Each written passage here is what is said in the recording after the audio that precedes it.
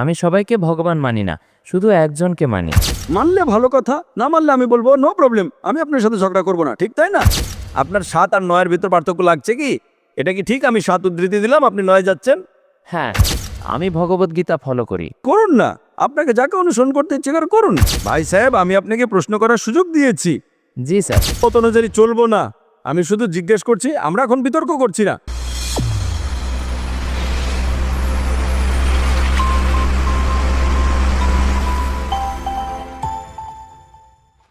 আমার নাম লক্ষণ। ডাক্তার সাহেব, আপনি একবার ভারতে অথবা আপনার কোনো বিবৃতিতে বলেছিলেন যে শ্রুতি এবং স্মৃতিশাস্ত্রের মধ্যে শ্রুতিশাস্ত্র অনুসরণ করা বেশি ভালো, মানে বেদ অনুসরণ করতে। কিন্তু আমি শ্রীমদ্ ভগবদ্গীতা অনুসরণ করি, কারণ আমাদের বিশ্বাস অনুযায়ী যখন ভগবান শ্রীকৃষ্ণ এসেছিলেন তখন তিনি বলেছিলেন যে শেষ যে গ্রন্থটি সেটি হলো ভগবানের গান, অর্থাৎ শ্রীমদ্ ভগবদ্গীতা। তাই আমি সেটি অনুসরণ করি।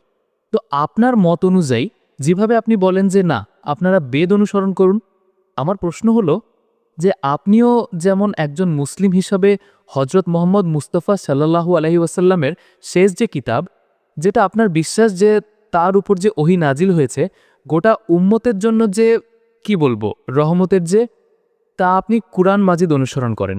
তো আপনি যদি খোদার শেষ কিতাব অনুসরণ করেন তাহলে আপনি সম্পূর্ণ, আর আমি যদি শ্রীমদ্ ভগবদ্গীতা অনুসরণ করি তাহলে আপনি বলেন যে আমি অসম্পূর্ণ। ভাই লক্ষণের খুব ভালো প্রশ্ন।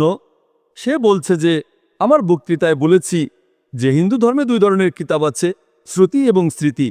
শ্রুতি মানে যা সরাসরি আল্লাহর তরফ থেকে আসে, আর স্মৃতি মানে যা মানুষের লেখা। শ্রুতি যা আল্লাহর তরফ থেকে আসে সেটা উচ্চ স্তরের কিতাব।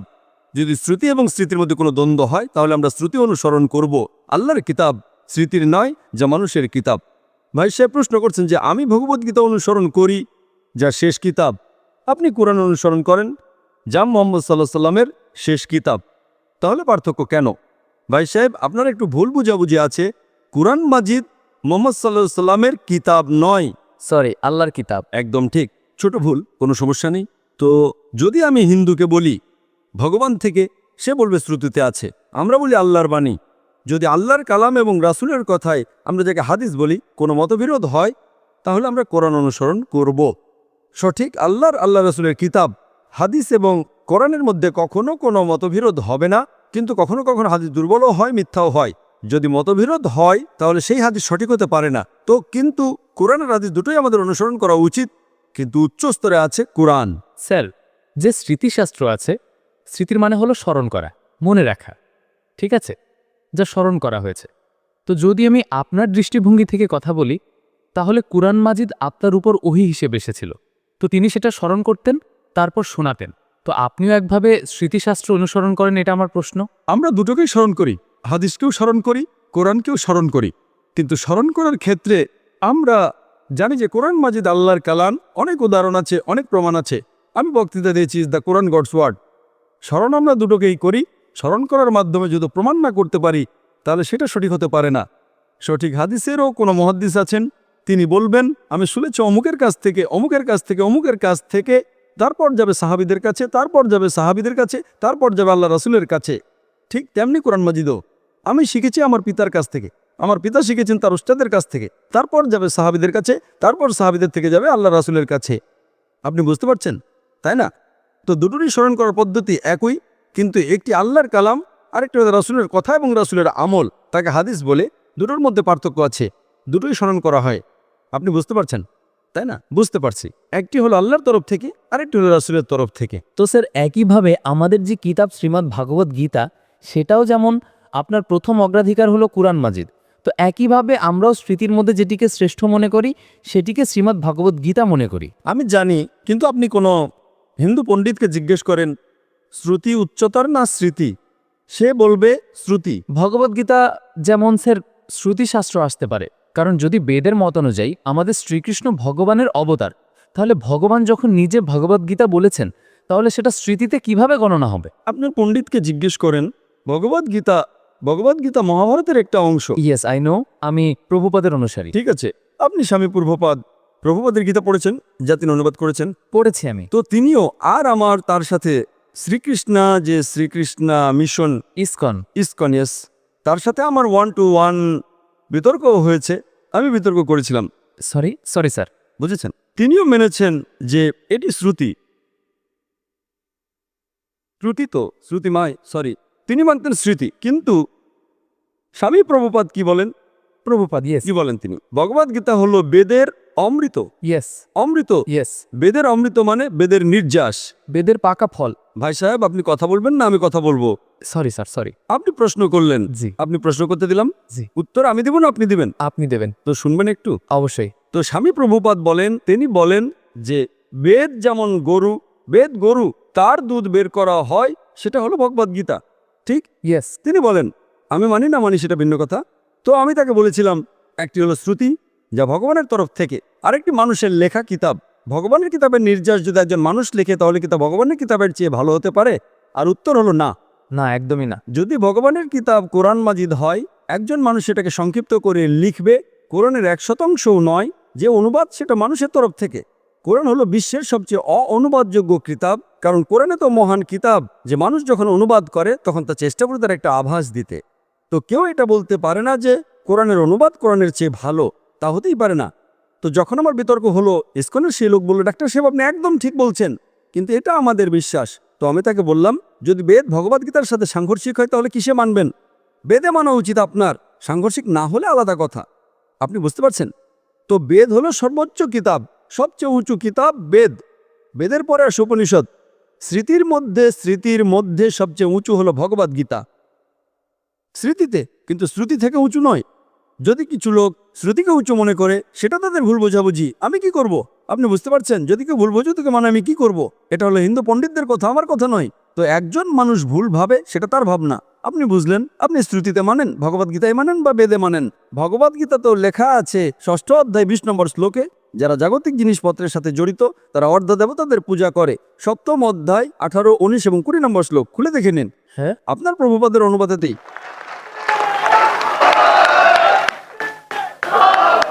যারা অর্ধদেবতাদের পূজা করে তারা অর্ধদেবতাদের কাছে যাবে, তারা বস্তুপুত্র লোক। আর এই বস্তুপুত্র শব্দটির অনুবাদ স্বামী প্রভুপাদের সংস্কৃত থেকে। স্যার, এটি অধ্যায় 9, শ্লোক 25। জান্তি দেবব্রতাং দেবা পিত্রান জান্তি ব্রতব্রতা ভূতানি ভূতেজ্জা জান্তি মদজন বিমাম। যারা আমার ভক্ত তারা আমার কাছে আসবে। ওটা নয়, আপনি অধ্যায় নম্বর 7 দেখুন। আপনি 9 কেন খুলছেন? আপনার 7 আর 9-এর ভিতর পার্থক্য লাগছে কি? এটা কি ঠিক? আমি 7 উদ্ধৃতি দিলাম, আপনি 9 যাচ্ছেন। হ্যাঁ, কিন্তু আমি উপদেবতাদের পূজারী নই। উপদেবতারা আলাদা। আমি আপনাকে কোথায় বললাম? আমি যে বলেছি সেটা ঠিক কিনা দেখুন তো। হ্যাঁ, একদম সঠিক। তাহলে কেন আপনি লোকদের অন্যদিকে নিয়ে যাচ্ছেন? না না স্যার। ভাই লক্ষণ, অন্তত সত্যের সঙ্গত দিন। আমি অধ্যায় নম্বর 7 থেকে উদ্ধৃতি দিচ্ছি আর আপনি বলছেন অধ্যায় নম্বর 9। আমার কাছে কোনো বই নেই, আমি মস্তিষ্ক থেকে বলছি, ঠিক তো? তো আমি যদি 7 থেকে উদ্ধৃতি দিই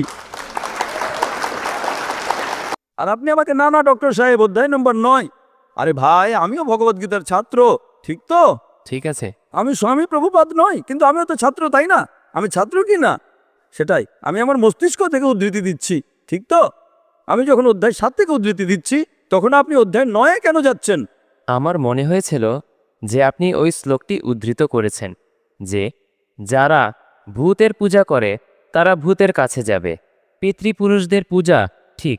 জন্তি দেবব্রতাং দেবা পিত্রান জন্তি ব্রতব্রতা ভূতিনি জানতি ভূতেজ্জা জানতি মদজন ভীমাম।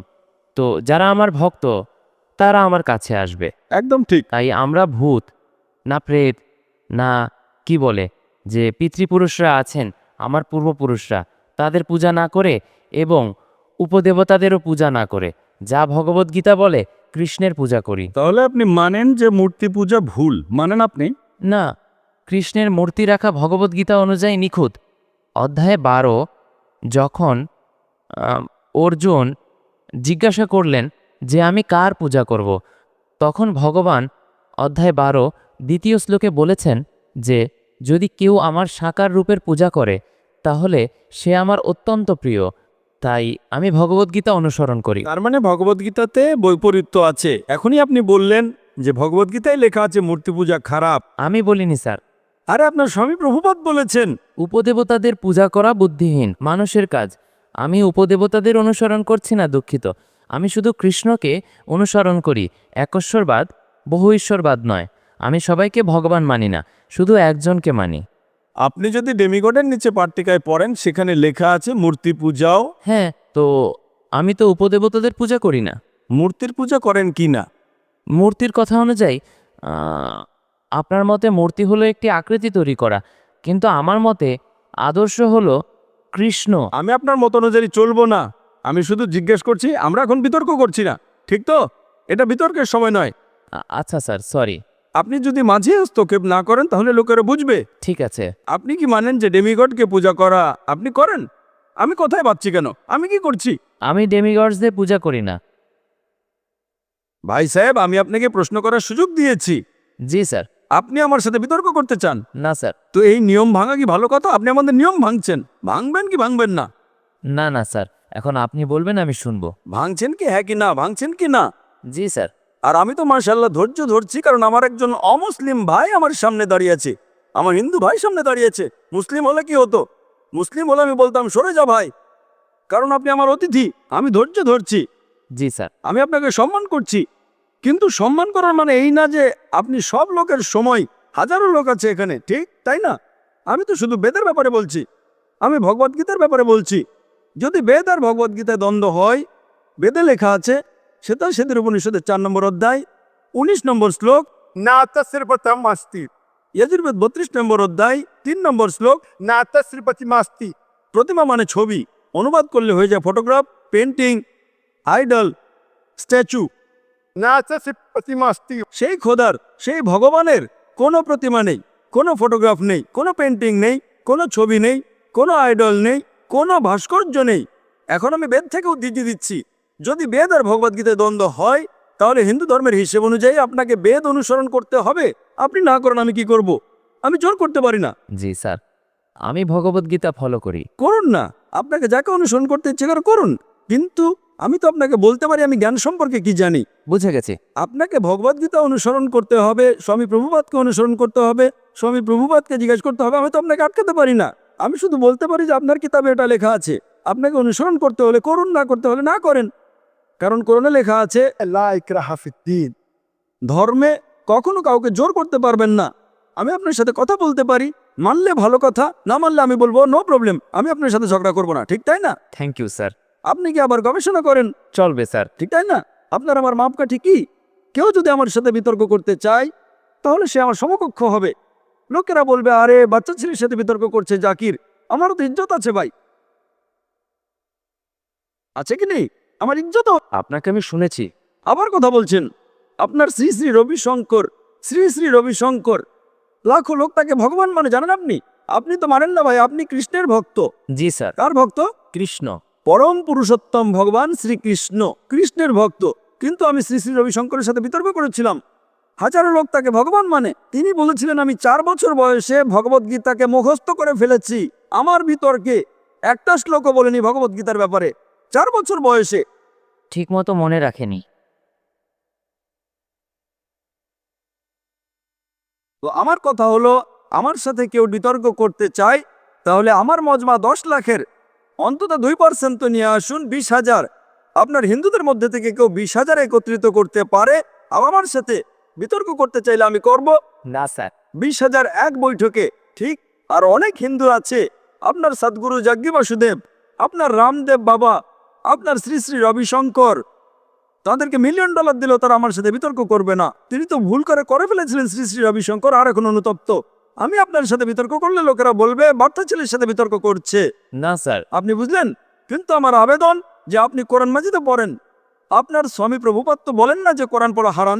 না বলেন স্যার। মাশাআল্লাহ। তো আমার আবেদন, আমার অনুরোধ, আমার আকাঙ্ক্ষা আমার ভাইয়ের কাছে, ছোট ভাইয়ের কাছে, যে অন্তত আপনি কোরআন মাজিদের অনুবাদ পড়েন। সেটা মানা জরুরি নয়, না। ঠিক তাই না? এখন এত ঘন্টা আপনি দিয়েছেন, আমি আপনাকে সময় দিয়েছি। আমার একটা অনুরোধ আছে, খোলা মনে কোরআন মাজিদ পড়েন। তারপর কোনো বাধ্যবাধকতা নেই, না মানতে হলে না মানুন। আপনাকে কোনো, যেভাবে আমি ভগবদ্গীতা পড়েছি ইয়েস। একবার নয় কয়েকবার, আর সবচেয়ে বেশি পছন্দ আমার স্বামী প্রভুপাদের ভগবদ্গীতা, ইসকনেরটা, ধন্যবাদ স্যার। ঠিক তাই না? তো আপনি অন্তত একবার পড়েন কোরআন মাজিদ। অবশ্যই পড়ব। ইনশাআল্লাহ আমি তার অপেক্ষা করবো ইনশাআল্লাহ। ধন্যবাদ স্যার। জাজাকাল্লাহ, আল্লাহ আপনাকে হেদায়েত দিন। জাজাকাল্লাহ।